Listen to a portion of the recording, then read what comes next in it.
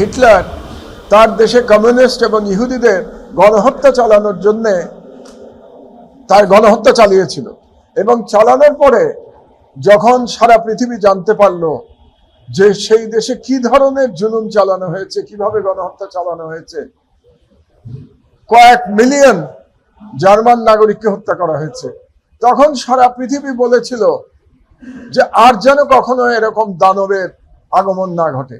Never again বলার কথাটাই ছিল এই ধরনের গণহত্যা আর যেন কখনো না হয়।